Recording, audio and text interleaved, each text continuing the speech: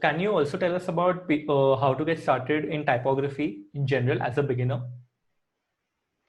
Okay, in that case, I think the online resources are one thing which I can't find right now. So I'll tell you the first book, really like which opened my mind. This is quite famous, I think, Thinking with Type. A lot of you might have by Ellen Lupton.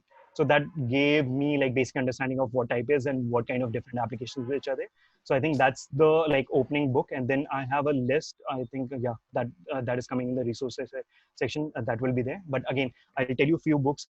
Thinking with Type is really good, and then again you can go with Elements of Typography. Typography by Robert Bringers. So that is again, I would consider that to be a Bible for whoever is getting into typography.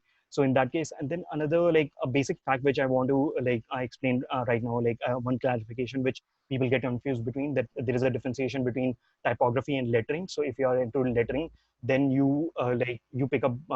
It's better for you as well to just like read a bit about typography, like hardcore typography. Then it helps in terms of drawing letters. And then if you're just like typesetting, which is your like, even if you're typesetting for print or you're typesetting for your interfaces, in that case also like these books really help. So I think yeah, these are the starting points. And then again, one really good resource which I think which is missing now is FontShop. FontShop is a foundry, and then it had a really great learning section which is not there. And then I credit that as like one of my inspiration points. But if you can just like try going back to like Wayback Machine and then finding their learning section, if that is possible, then that is a like their documents are pretty good.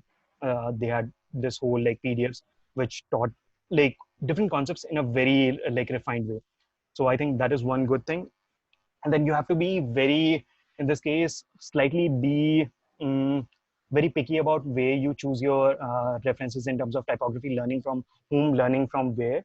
Because and so I'll tell you what happens is, one is a person who's very hardcore. So this, I don't want to undermine anyone, but again, I this is basically for learners, because you might get confused with a different kind of terminology or something like that. So in that case, I think it would be much more better towards going, start with the hardcore thing, where because that will bring you closer to what the right terminology is, what the right facts are, and what the right things are. Because so even whatever I teach, so I always do this disclaimer that okay, this is the right thing, okay, this is what I learned, here I have broken the rule. And then because a lot of people what this I have like recognized over different. So what I also do, because I am designing my own course, then I look at other people teaching it, and then I see there are certain flaws which happens. And then because some people are just like okay, they learned it from somewhere else, and then there is a gap which is happening. And then because and then another thing which is like personal preferences come in. So you have to like Right. slightly stay away from those personal preferences, and then you have to find the right sources and then go. And then you have to basically review, see read the reviews or ask people that if that is a good source to refer to.